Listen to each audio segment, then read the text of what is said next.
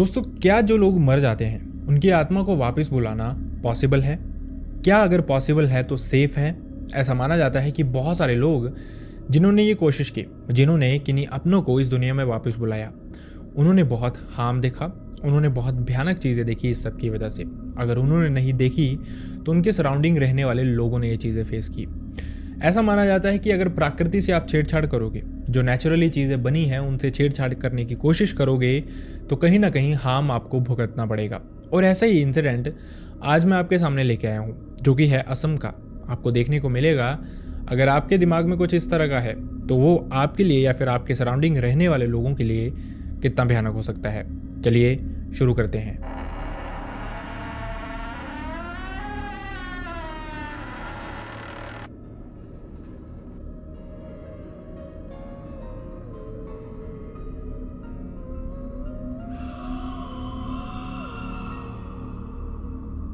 Hi and welcome back everyone. First of all thank you so much हमारी videos को इतना प्यार देने के लिए। आपका प्यार इसी तरह से मिलता रहेगा तो वीडियोस भी इसी तरह से आती रहेंगी।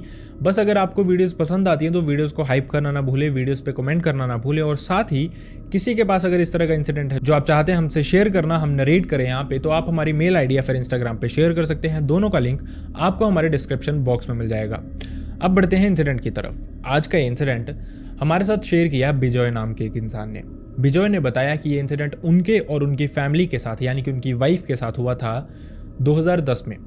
बिजॉय इस दौरान आर्मी में थे और वो अभी तक उनकी शादी नहीं हुई थी, तो वो एक सिंगल कमरे में वहाँ पे रहते थे। अपना ही उन्होंने रूम लिया हुआ था। लेकिन 2010 में बिजॉय की शादी होती है उषा नाम की एक लड़की के साथ, जिसके बाद बिजॉय प्लान करते हैं उषा को अपने साथ लेके जाने का। उषा को वो अपने साथ लेके जाते तो उनको अपार्टमेंट भी ढंग का चाहिए था, जिसमें ढंग का किचन हो, अपनी वाइफ को ढंग से रख सकें और अपनी फैमिली के लिए भी आगे सब कुछ ठीक हो जाए। इसी के चलते वो एक डीलर से कॉन्टैक्ट करते हैं। देखते देखते डीलर उनको एक घर तक लेके जाता है। इस घर के ग्राउंड फ्लोर पे एक लेडी रहती थी, जो कि बेसिकली विधवा थी। उसके पति की थोड़े टाइम पहले डेथ हो चुकी थी और ये जो औरत थी ये अकेली ही रहती थी इस घर पे। इस औरत का नाम था संगीता। डीलर ने ही सारी डील करवाई उनकी। कुछ उन्होंने पहले ही एडवांस में रेंट दिया, जो कि सिक्योरिटी थी। इसके अलावा वो शिफ्ट कर जाते हैं इस अपार्टमेंट में। इस अपार्टमेंट का बेसिकली जो फर्स्ट फ्लोर था वो उनको दिया जाता है। सब कुछ बहुत अच्छा था, देखने में सब कुछ साफ सुथरा लग रहा था, क्लीन लग रहा था। ऐसे लग रहा था जैसे यहाँ पे पहले कोई रहा ही ना हो, या फिर शायद बनने के बाद सबसे पहले वो बिजॉय और उषा को ही मिला हो। खैर, इसके बाद ज़िंदगी जैसे तैसे बढ़िया चलने लग पड़ती है। थोड़े ही टाइम में वो पूरी तरह से वहाँ सेटल हो जाते हैं।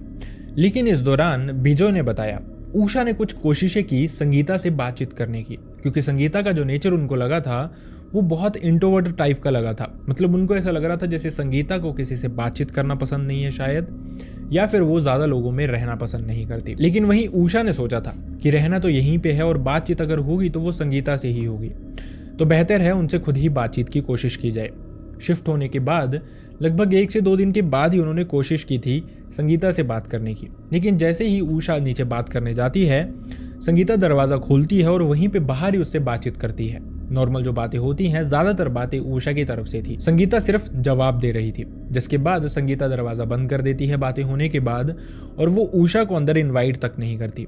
उषा ने वापस जाके बिजॉय को बताया कि ये काफ़ी हद तक डिफरेंट था। मतलब उसने एक्सपेक्ट नहीं किया था कि कोई लेडी जो अकेली रहती है वो इस तरह से बिहेव करेगी। अपने आसपास लोगों का होना, स्पेशली जो लोग अकेले होते हैं, उनको बहुत अच्छा लगता है। लेकिन संगीता के साथ ऐसा नहीं था। कुछ तो एक्सेप्शन थी, कुछ तो अजीब था इसके बारे में। खैर, बिजॉय ने उसको समझाया कि इस उम्र में, मतलब संगीता की जो उम्र थी अभी 33 से 35 साल ही थी, इस उम्र में किसी औरत का हस्बैंड अगर चला जाए, वो सरकारी नौकरी में था, खैर उसकी पेंशन उसको आती थी, तो खाना पीना चला हुआ था, लेकिन कहीं ना कहीं एक इंसान की जो कमी है वो खलती रहती है। इसी के चलते बिजॉय ने उषा को समझाया कि हो सकता है संगीता का नेचर इसलिए थोड़ा चिड़चिड़ा हो गया हो। उषा भी ये बात समझ आती है, जिसके बाद चीज़ें नॉर्मल हो जाती हैं। लेकिन देखते ही देखते कुछ अजीब चीज़ें होनी शुरू हो गई थी। बिजॉय ने बताया कि उषा को एक अजीब सी प्रेजेंस उनके घर पे फील होनी शुरू हो गई थी। उसको कभी कभार रात को सोए सोए एक अजीब सी शैडो दिखाई देती थी। उसको ऐसा लगता था कोई तो है जो उनके घर के आसपास रात को घूमता रहता है, कुछ तो है जो कि एक तरह से अजीब है। इसके अलावा जो उनका वॉशरूम था ऊपर वाले अपार्टमेंट का, उसके लिए उनको बाहर की तरफ जाना पड़ता था। इसी के चलते उषा एक रात जब जाती है वॉशरूम की तरफ, तो उसको अजीब सी आवाज़ें आ रही थी नीचे संगीता के रूम से। ऐसा लग रहा था जैसे वो किसी से बातें कर रही है, किसी बच्चे की आवाज़, किसी मर्द की आवाज़। और ये जो चीज़ें थी ये एक्सपेक्टेड नहीं थी, क्योंकि वो जानते थे संगीता अकेली ही रह रही थी। यही बात उषा ने बिजॉय से भी शेयर की। बिजॉय भी सुनता है और अगले दिन सेम चीज़ बिजॉय के साथ होती है। जब वो वॉशरूम की तरफ जाता है थोड़ा लेट नाइट, तो वो भी ये आवाज़ें सुनता है। उनको ऐसा लग रहा था शायद उनके घर पे कोई गेस्ट आया हो, शायद कोई अड़ोस पड़ोस का इंसान हो जो आया हो, या फिर कुछ इस तरह का हो, जिसके चलते संगीता के घर पे उसके अलावा कोई और भी था। उन्होंने इन चीज़ों को इतना सीरियसली नहीं लिया। इसके बाद थोड़ा और वक्त बीतता है। बिजॉय ने बताया एक दोपहर जब उषा ने कपड़े ऊपर सूखने डाले हुए थे, वो छत के ऊपर जाती है कपड़े उतारने, लेकिन अचानक से एक चुन्नी के पीछे उसको एक बच्ची दिखाई देती है। बच्ची की उम्र 5 से 6 साल रही होगी, जैसा उषा ने उसको बताया था। और जैसे ही उषा उसको देखने की कोशिश करती है, वो ये चुन्नी हटाती है तो बच्ची उसको दिखती है, लेकिन वो बात करने से पहले ही वहां से भाग जाती है नीचे की तरफ। उषा को फिर से लग रहा था शायद ये वही गेस्ट होंगे जो नीचे आए हुए थे। जिसके बाद थोड़ा वक्त और बीतता है। देखते देखते लगभग 1 से 2 दिन के बाद कुछ और भी होता है उषा के साथ, जो और भी ज्यादा भयानक था। बिजॉय ने बताया ये शाम का समय था, लगभग 6 से 7 बजे के अराउंड का समय रहा होगा, जब बिजॉय के आने से थोड़ी ही देर पहले का टाइम था ये। उस समय जो उषा थी वो डिनर बना रही थी। अचानक से डिनर बनाते बनाते जैसे ही वो कुछ लेने के लिए फ्रिज की तरफ घूमती है, वो देखती है फ्रिज के पास वही बच्ची खड़ी थी। उषा बहुत डर गई थी, बहुत शॉक्ड थी, और वो ये जानना चाहती थी कि आखिरकार ये बच्ची यहाँ पहुंची कैसे और कर क्या रही है। लेकिन दूसरी तरफ उसने इस फैक्ट को भी एक्सेप्ट किया, जो इस उम्र के बच्चे होते हैं वो आसपास के किसी के भी घर में चले जाते हैं। उनके लिए कोई स्ट्रेंजर नहीं होता, उनके लिए शर्म वगैरह कोई भी कॉन्सेप्ट नहीं होता और उनको हेजिटेशन नहीं होती, तो उनके लिए ये नॉर्मल बात हो सकती है। उषा को भी ऐसा लग रहा था शायद ये बच्ची नीचे आई है और खेलते खेलते ऊपर आ गई है। तो वो उससे पूछने की कोशिश करती है कि आप बेटा कब आए और आप इतनी देर से यहाँ पे खड़े थे, आपको कुछ चाहिए।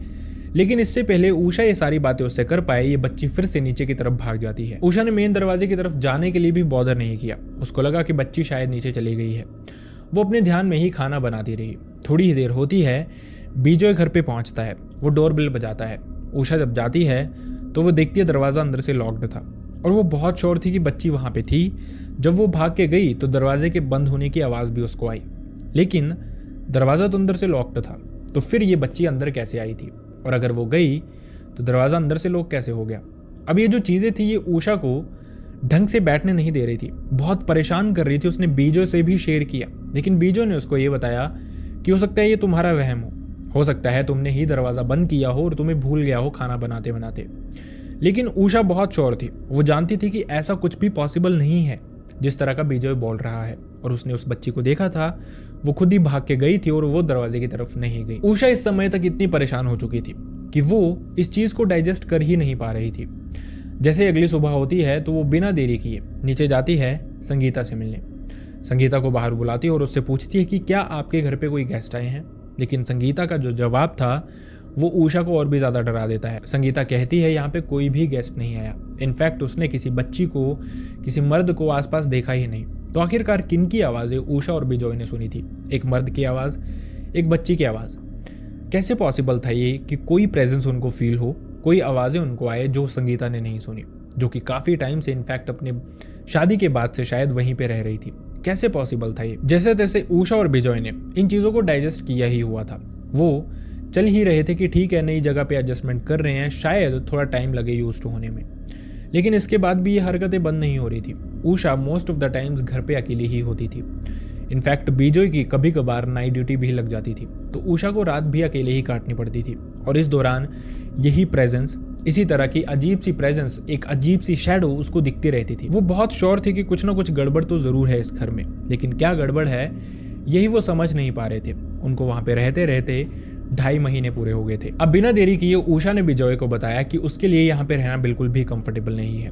2.5 महीने हो चुके हैं लेकिन वो नहीं रह पा रहे, जिसके चलते वो डीलर को कॉल करता है। वो बताता है कि वो यहाँ पे एडजस्ट नहीं कर पा रहे, जितना जल्दी हो सके वो उनका अपार्टमेंट या फिर रूम शिफ्ट करवा दे, कोई और जगह उनको ढूंढ दे जहाँ पे वो कंफर्टेबली रह सकें, चाहे उनको रेंट थोड़ा ज़्यादा ही देना पड़े। डीलर उनको कहता है कि आपको 2.5 महीने हो चुके हैं, आधा महीना और काट लीजिए, तब तक मैं आपको एक अच्छा अपार्टमेंट ढूंढ देता हूँ। उषा और बिजॉय इस बात को मान लेते हैं कि उन्होंने देखा कि 2.5 महीने जहाँ हो चुके हैं, आधा महीना और सही। लेकिन वहीं दूसरी तरफ इस समय तक उषा जो थी वो 4 से 5 मंथ की प्रेग्नेंट भी हो चुकी थी। अब जो चीज़ें थी ये इस तरह से थी कि उषा को बहुत केयरफुली रहना था, बिजॉय को उसका बहुत ध्यान रखना था, तो वो ज़्यादातर नाइट ड्यूटीज़ अवॉइड ही करता था। उसके सीनियर्स उसके साथ बहुत अच्छे थे, जिनको उन्होंने बताया हुआ था कि वो इस तरह से अपनी प्रेग्नेंट वाइफ के साथ रहता है, जिसके साथ उसको रात को रहना ज़रूरी है किसी भी इमरजेंसी के चलते। सीनियर्स ने भी अलाउ किया था और सम हाउ उसको मैनेज करवा रहे थे अगले 9 मंथ के लिए। इनफैक्ट उन्होंने मैनेज करवाना ही था, लेकिन चीज़ें और भी ज़्यादा बदतर होती जा रही थी। अब देखते देखते उषा के साथ एक रात जो होता है उसने सबकी आंखें खोल के रख दी। जो उषा थी वो रात को बिजॉय के साथ वैसे ही सो रही थी। अचानक से उसको वैसे ही लगता है कि एक बहुत लंबी चौड़ी शैडो आई है और उसके साथ वही बच्ची जो उसको देख रही थी, जो उसको 2 बार मिली भी थी, वही बच्ची उसके साथ आई है। वो उसके आसपास घूमती है, लेकिन इस समय तक उषा बहुत डर चुकी थी। वो कोशिश करती है अपने साथ सोए हुए बिजॉय को उठाने के लिए, लेकिन जैसे वो बेड पे घूमती है, बिजॉय उसके साथ बेड पे नहीं था। इनफैक्ट जब वो आसपास देखने की भी कोशिश करती है तो वो देखती है वो कमरा भी उनका नहीं था।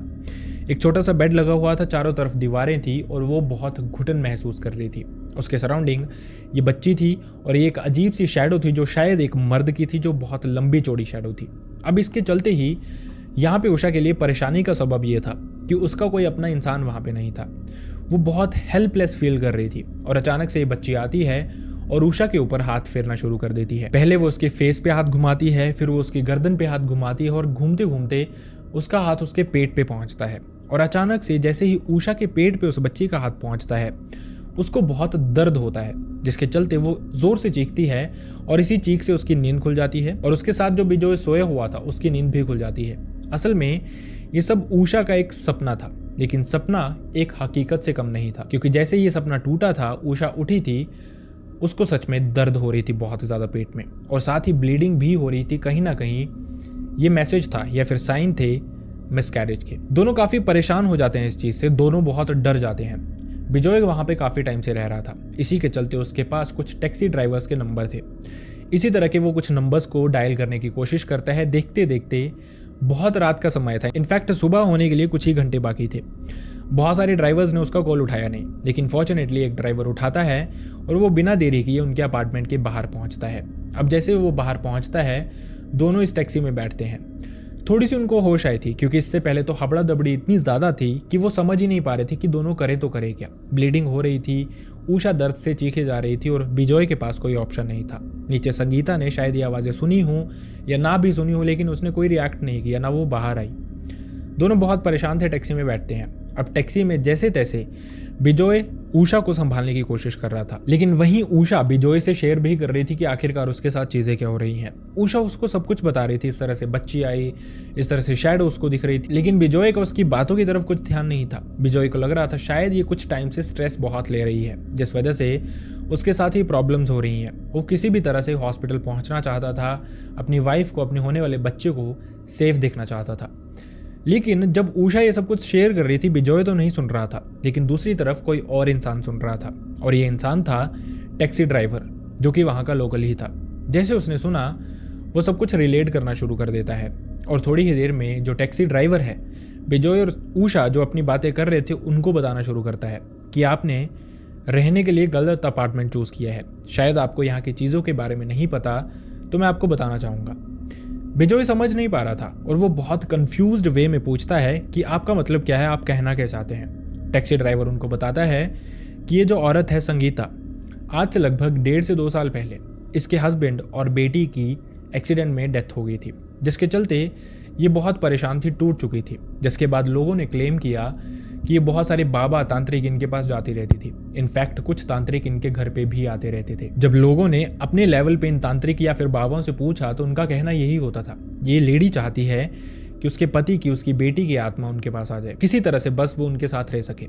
संगीता अपने हस्बैंड को बहुत प्यार करती थी, इनफैक्ट उनकी लव मैरिज थी, लेकिन उसके मरने के बाद वो अकेली ही रह गई थी। इसी के चलते वो बहुत सारी तांत्रिक क्रियाओं में विलीन हो चुकी थी। मतलब कि वो कहीं ना कहीं लोगों को रात को वक्त बे वक्त भी दिखती थी कुछ तांत्रिक क्रियाएं करते। ज़्यादातर क्रियाएं अपने घर के आसपास ही करते, मतलब जिससे लोगों को कोई हार्म ना हो। इसी वजह से लोगों ने उनको कुछ कहा भी नहीं, क्योंकि वो जो भी कर रही थी अपने लेवल पे कर रही थी। लेकिन प्रॉब्लम तब आई जब उनके अपार्टमेंट में, जहाँ पे संगीता ने ये सारी चीज़ें की थी, उषा और बिजॉय पहुँच गए थे।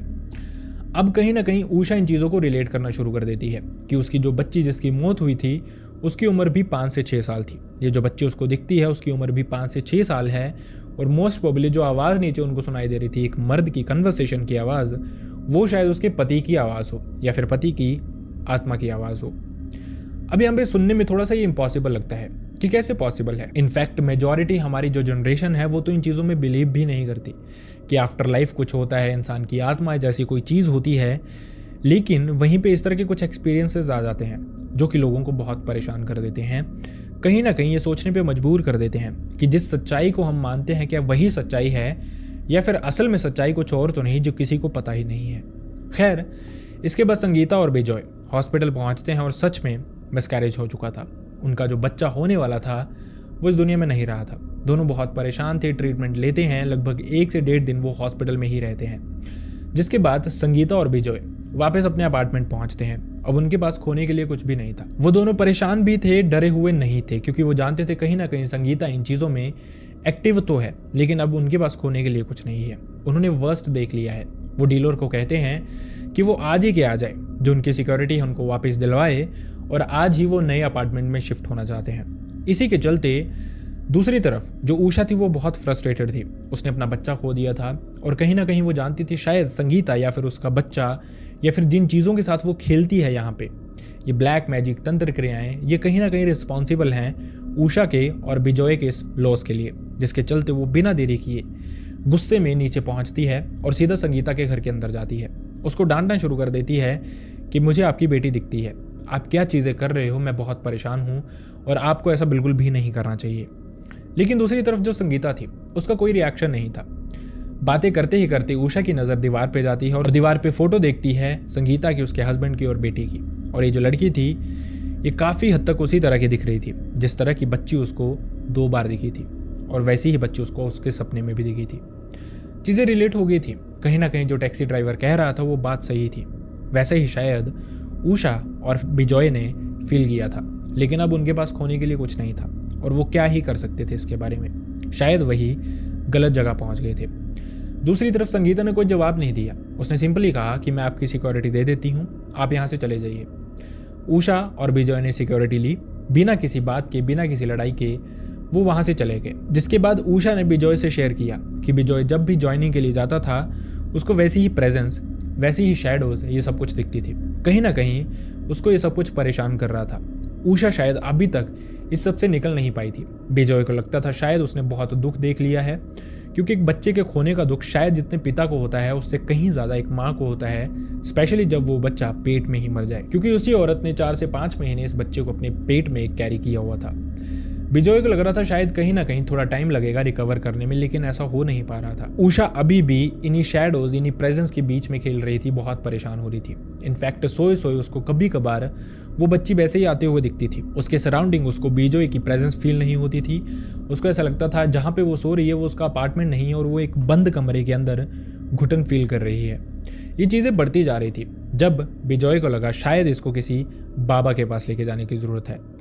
जहाँ पे उन्होंने अपार्टमेंट लिया था उसी ऑनर से उन्होंने बातचीत की कि इस तरह से इसको थोड़ी सी प्रॉब्लम हो रही है, शायद कोई तंत्र क्रिया या फिर भूत प्रेत का रिलेशन है इन चीज़ों से। जिसके चलते ये जो ऑनर थे यही उषा को अपने साथ लेके जाते हैं। जब वो वहाँ पे पहुँचते हैं तो वो कहते हैं कि वो जो औरत थी जिसने सच में अपने पति और अपनी बेटी को समन किया था, ये जो चीज़ें होती हैं बेसिकली ये किसी की नहीं होती मरने के बाद। जो आत्मा होती है उसके लिए सब पराये होते हैं, लेकिन उसने कहीं ना कहीं इन सबको बांध के रखा हुआ था और इन चीज़ों को थोड़ा बेटर फील हुआ। उषा के साथ थोड़ी सी इंडिपेंडेंस मिली, जिसके चलते ये उषा के साथ ही अटैच्ड हो गई थी और इसी के चलते ये उसको बाद में भी दिख रही थी।